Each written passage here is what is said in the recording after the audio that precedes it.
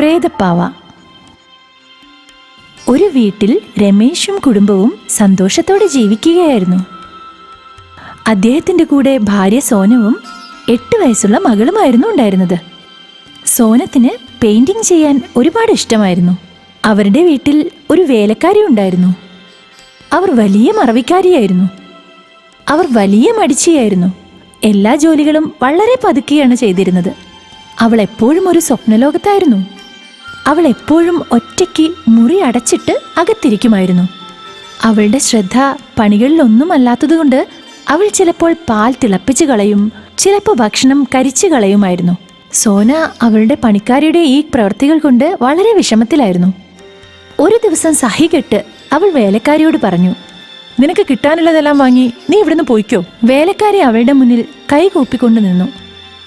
എന്നിട്ട് അവളോട് പറഞ്ഞു, എന്നോട് ക്ഷമിക്കണം, ഇനി അങ്ങനെയൊന്നും ഉണ്ടാകില്ല. സോനം വേലക്കാരി പറഞ്ഞതൊന്നും കേൾക്കാൻ നിന്നില്ല. അവൾ കൊടുക്കാനുള്ളതെല്ലാം കൊടുത്ത് ആ വീട്ടിൽ നിന്ന് പോകാൻ പറഞ്ഞു.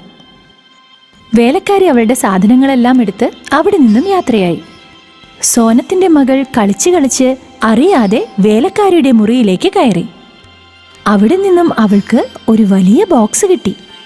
സോനത്തിന്റെ മകൾ ആ ബോക്സ് തുറന്നു. അവൾക്കതിൽ നിന്നും മനോഹരമായൊരു പാവക്കുട്ടിയെ കിട്ടി. ആ പാവക്കുട്ടിയെ കണ്ടതും അവൾക്ക് വളരെ സന്തോഷമായി. ആ പാവക്കുട്ടിയെയും കൊണ്ട് അവൾ അവളുടെ മുറിയിലേക്ക് കളിക്കാൻ വേണ്ടി പോയി. ആ സമയത്ത് സോനം അവളുടെ മുറിയിലേക്ക് വന്നു. എന്നിട്ട് അവളോട് പറഞ്ഞു, മോളെ, ഈ പാവ നിനക്ക് ആരാ തന്നേ? അവൾ പറഞ്ഞു, അമ്മേ, ഇതെനിക്ക് ആന്റിയുടെ മുറിയിൽ നിന്ന് കിട്ടിയതാ. സോനം പറഞ്ഞു, മറ്റുള്ളവരുടെ സാധനങ്ങൾ ചോദിക്കാതെ എടുക്കരുത്. നീ അതവിടെ തിരിച്ചു കൊണ്ടുവയ്ക്കേ. റിയ കരയാൻ തുടങ്ങി. എന്നിട്ട് ചോദിച്ചു, ഇല്ല അമ്മേ, ഞാനിത് തരില്ല. എനിക്ക് പാവ നല്ല ഇഷ്ടമായി. അമ്മ, ഞാനിത് വെച്ചോട്ടെ പ്ലീസ്. സോനം അവളുടെ മകളുടെ വാശിക്ക് മുന്നിൽ തോറ്റുപോയി. എന്നിട്ട് പറഞ്ഞു, ശരി ശരി, നീ അത് കൈ വെച്ചോളൂ. അപ്പോഴേക്കും രമേശ് ഓഫീസിൽ നിന്നും തിരിച്ചെത്തി. അവൻ സോനത്തിനോട് പറഞ്ഞു, എങ്ങനെയുണ്ടായിരുന്നു അന്നത്തെ ദിവസം? സോനം പറഞ്ഞു, ഞാൻ ഇന്ന് ആ പണിക്കാരിയെ പറഞ്ഞു വിട്ടു. അവള് കാരണം വല്ലാത്ത ബുദ്ധിമുട്ടാണ് ഇവിടെ. എപ്പോഴും സ്വപ്നം കണ്ടോണ്ടിരിക്കുക. രമേശ് പറഞ്ഞു, ശരി, അതെല്ലാം വിട്. എവിടെ നമ്മുടെ പുന്നാര മോള്? സോനം പറഞ്ഞു, അവൾ അവളുടെ പാവയുടെ കൂടെ കളിക്കുക. അപ്പോൾ രമേശ് പറഞ്ഞു, പുതിയ പാവയോ? സോനം പറഞ്ഞു, ആ പുതിയ പാവ. അവൾക്ക് ആ പണിക്കാരിയുടെ റൂമിൽ നിന്ന് കിട്ടിയതാ. എന്താന്നറിയില്ല, ആ പാവയെ കണ്ടപ്പോൾ എനിക്ക് എന്തോ ഒരു പന്തികേട് തോന്നി. രാത്രിയിൽ അവർ 3 പേരും കിടന്നുറങ്ങുകയായിരുന്നു. സോനം പെട്ടെന്ന് ഉണർന്നു. അവൾ വെള്ളം കുടിക്കാനായി അടുക്കളയിലേക്ക് പോയി. പെട്ടെന്നാണ് അവളുടെ പുറകിൽ കൂടി ഒരു നിഴൽ കടന്നുപോയത്. അവൾ വല്ലാതെ പേടിച്ചുപോയി. പെട്ടെന്ന് തന്നെ അവൾ മകളുടെ മുറിയിലേക്ക് പോയി. അപ്പോൾ അവളുടെ മകൾ ഉറങ്ങുകയായിരുന്നു. പിറ്റേന്ന് രാവിലെ സോനം അവളുടെ മകളോട് ചോദിച്ചു, മോളെ, നീ ഇന്നലെ രാത്രി നിന്റെ മുറിയിൽ നിന്ന് പുറത്തോട്ട് വന്നോ? റിയ പറഞ്ഞു, ഇല്ലമ്മേ, ഞാൻ പോയില്ലല്ലോ. ചിലപ്പോ എന്റെ പാവക്കുട്ടി പുറത്ത് കറങ്ങാൻ പോയതാവും. സോനവും രമേശും അത് കേട്ടതായി നടിച്ചില്ല. രമേശ് ബ്രേക്ക്ഫാസ്റ്റ് കഴിച്ച് ഓഫീസിലേക്ക് പോയി. സോനം വീട്ടിലെ പണികളെല്ലാം തീർത്ത് പെയിന്റിംഗ് ചെയ്യുകയായിരുന്നു.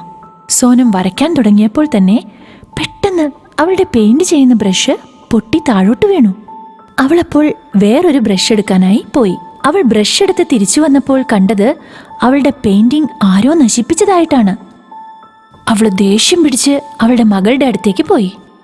അവൾ അവളുടെ മകളുടെ മുറിയുടെ അടുത്തെത്തിയപ്പോൾ മുറിയിൽ നിന്നും 2 പേർ സംസാരിക്കുന്നതായി അവൾ കേട്ടു. അവൾ ആലോചിച്ചു, ഇവൾ ആരോടായിരിക്കും ഈ സംസാരിക്കുന്നത്? സോനം വാതിൽ തുറന്നു നോക്കി. അപ്പോൾ അവളുടെ മകൾ അവളുടെ പാവയുമായി ഇരിക്കുന്നതാണ് കണ്ടത്.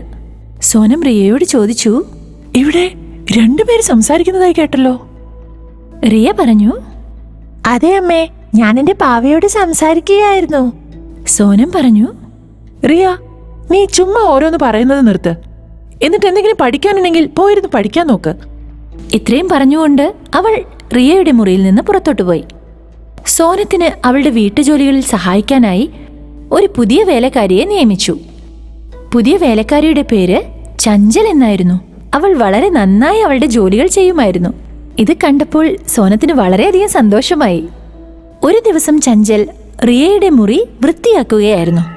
അപ്പോഴാണ് അവളുടെ ശ്രദ്ധ ആ പാവക്കുട്ടിയിൽ പതിഞ്ഞത്. ചഞ്ചൽ പറഞ്ഞു, ഇത് എന്ത് പാവയാണ്? ഇതിനെ കാണാൻ എന്തോ പോലെയുണ്ടല്ലോ. ഇത്രയും പറഞ്ഞുകൊണ്ട് ആ പാവക്കുട്ടിയെ കട്ടിലേക്ക് എറിഞ്ഞ് അവൾ പോയി. ചഞ്ചലിന് അവളുടെ പുറകെ ആരോ വരുന്നതായി തോന്നി. അവൾ തിരിഞ്ഞു നോക്കിയപ്പോൾ അവളുടെ പുറകിൽ ആ പാവക്കുട്ടി നിൽക്കുന്നതായി കണ്ടു. പാവക്കുട്ടിയുടെ മുഖം പെട്ടെന്ന് ചുവപ്പ് കളറായി മാറി. ചഞ്ചൽ ഇത് കണ്ടതും പേടിച്ചുപോയി. അവൾ ഉച്ചത്തിൽ നിലവിളിക്കാൻ ശ്രമിച്ചു. അവൾ നിലവിളിക്കാൻ ശ്രമിച്ചെങ്കിലും ശബ്ദം പുറത്തു വരാൻ ആ പാവ അനുവദിച്ചില്ല. അവൾ അവിടുന്ന് ഓടി രക്ഷപ്പെടാൻ ശ്രമിച്ചു.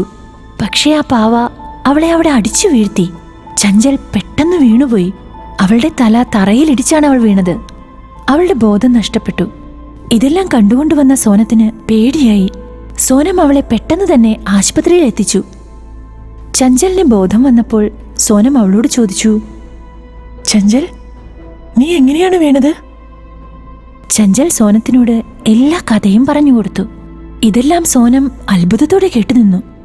സോനം രമേശിനോട് പറഞ്ഞു, രമേശ്, ഈ പാവയ്ക്ക് എന്തോ പന്തികേടുണ്ട്.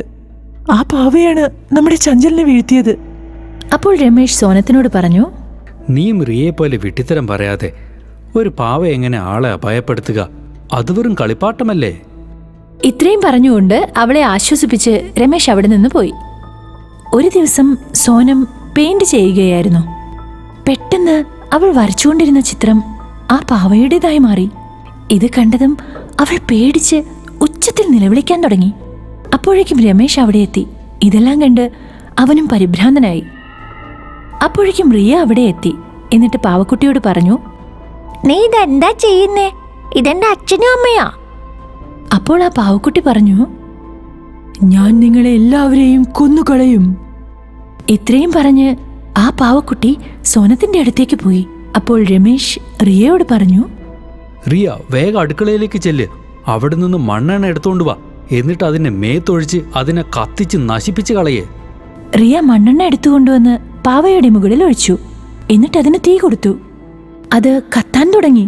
എന്നിട്ട് നിലവിളിച്ചു, റിയ, നീ എന്നെ കത്തിച്ചത് ശരിയായില്ല. ഞാൻ നിന്നെ എന്റെ കൂട്ടുകാരിയായിട്ടാണ് കണ്ടത്. എന്നിട്ടും നീ എന്നെ കത്തിച്ചു. നോക്കി നിൽക്കെ പാവ ചാരമായി മാറി.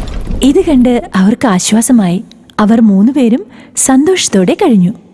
കൂട്ടുകാരെ, ഇങ്ങനെയുള്ള കഥകൾ കാണുന്നതിനായി ഞങ്ങളുടെ ചാനൽ സബ്സ്ക്രൈബ് ചെയ്യൂ. എന്നിട്ട് ബെല്ലൈക്കണും അമർത്തൂ. അങ്ങനെയാണെങ്കിൽ നിങ്ങൾക്ക് ഒരു കഥയും നഷ്ടമാവില്ല. ഇനി അടുത്ത കഥയിൽ കാണാം.